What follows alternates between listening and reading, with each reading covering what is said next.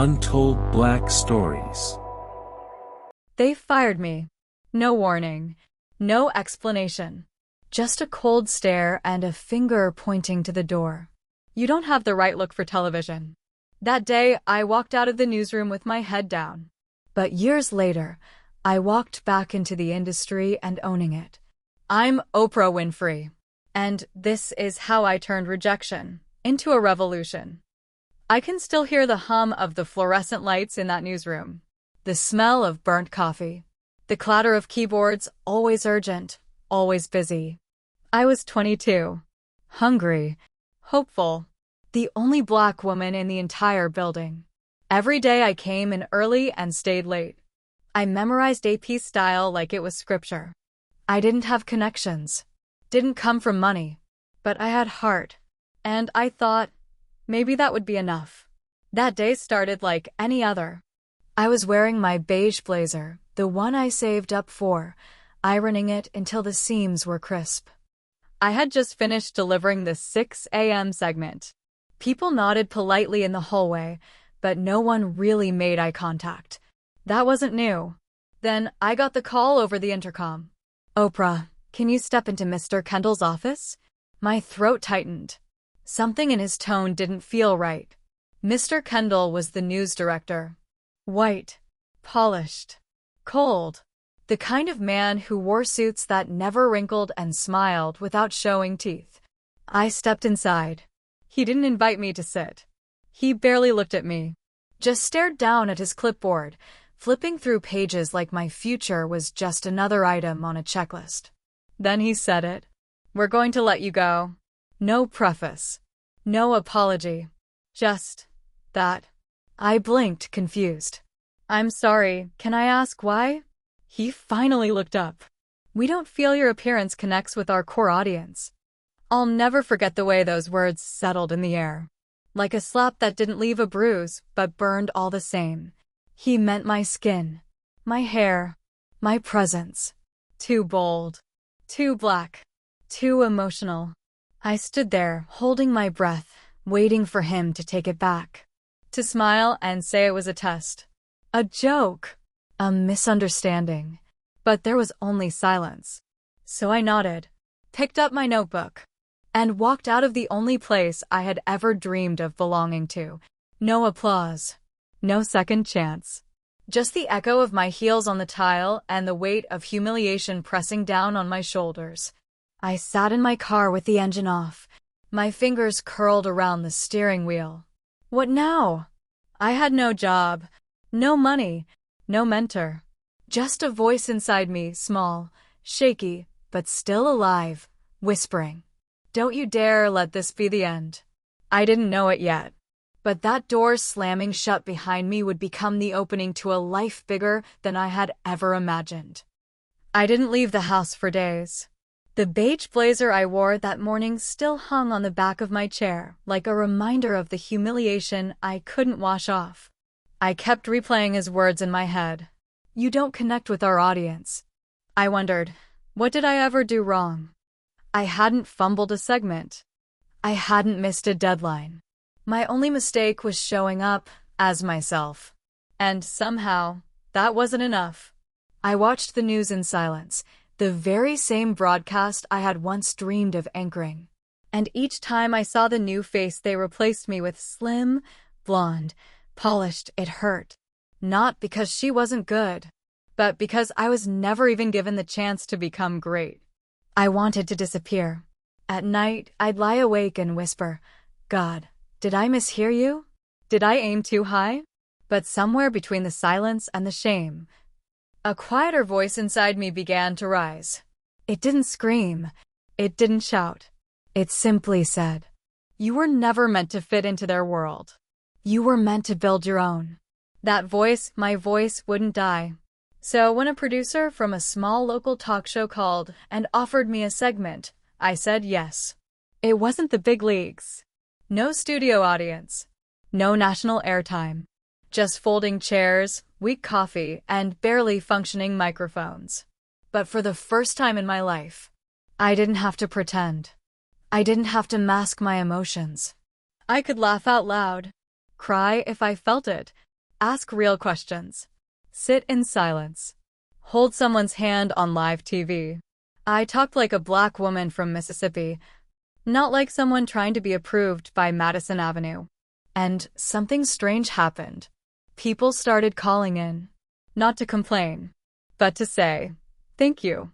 Thank you for feeling what I feel. Thank you for not being fake. Thank you for being real." They saw me, not the version of me that someone had trimmed down, washed out, or scripted, but me. And once you felt that kind of connection, not the polished, plastic approval of executives, but the raw, human, soul-to-soul bond with strangers, you never forget it. That little local show, that afterthought of a time slot, became the seed of something no one saw coming. I was no longer chasing the spotlight. I was becoming the light. And soon, the entire country would feel its warmth. It started with a phone call. One of the executives from a larger station had seen a clip from my local talk show. Just a short one, me holding a woman's hand as she spoke about losing her child. There was no flashy set, no scripted drama, just two black women sharing space and truth. The executive said, "There's something about you, Oprah. People trust you." I didn't say it out loud, but inside I thought, they always did. You just weren't listening before. They offered me a shot, a daytime talk show slot in Chicago. It wasn't prime time. It wasn't glamorous. But I knew it was a door. And this time, I walked through it on my terms. I didn't let them polish me into someone else. I didn't change my voice. I didn't shrink my joy or flatten my pain. I showed up exactly as I was. And I brought the audience with me. The ratings exploded. People wrote letters, told me they watched me during lunch breaks, between shifts, while folding laundry, because when I spoke, they felt like they weren't alone. And that's when it hit me. I had never been too much. I had only ever been too real for a world built on pretending. But even as my name rose, I remembered everything. The empty hallway, the beige blazer, the cold words that said I didn't belong. And one day, during a meeting, someone suggested I tone down the emotional content. They said, "Oprah, if you could just be a little more neutral, maybe you could go national." I smiled. And then I said something that surprised even me. "I don't want to be neutral. I want to be human." That moment, that choice became the turning point. Because I stopped chasing approval. And I started building a platform. Not just for myself, but for anyone who had ever been told to sit down, be quiet, be smaller. And then, one day, I made the decision that changed everything. I wouldn't just host a show. I would own the show. I would create a space where no one had the power to silence me again. I didn't want to be someone else's product. I wanted to be the producer. And so, brick by brick, conversation by conversation, I began to build something that couldn't be ignored. A legacy. A lighthouse. A revolution disguised as a talk show. I remember the day I signed the papers. The legal documents that made it official. The Oprah Winfrey Network would be mine. I stared at the signature line for a few seconds before picking up the pen. And I thought, what would that younger version of me say?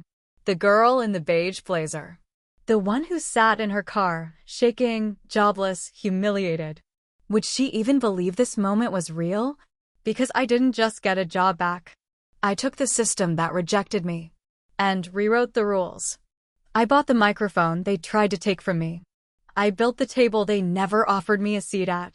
And then I opened the door for others to sit down. The OWN network wasn't just a business decision. It was a message. To every woman who's ever been told her voice was too loud. To every black girl who's ever been called too much. To every person who's been overlooked, underestimated, or ignored. You are not to anything. You are just enough to shift the world. I once thought my rejection was the worst thing that had ever happened to me. But now I know it was the beginning of everything. That no didn't end my story. It lit a fire in me that still burns today. And to whoever is watching this right now, Maybe you're facing your own closed door. Maybe they told you, you don't belong here. You're not what we're looking for. You're not enough. Let me be the one to say what they never did. They were wrong. Your voice matters. Your story matters. And if no one gives you a platform, build your own. That's what I did. My name is Oprah. And the very thing they used to try to silence me became the reason the whole world now listens. Thank you for watching until the end. Did this story resonate with you? Share your thoughts in the comments. We read every one and truly value your perspective. Don't forget to subscribe to the channel. More powerful and emotional stories are on the way.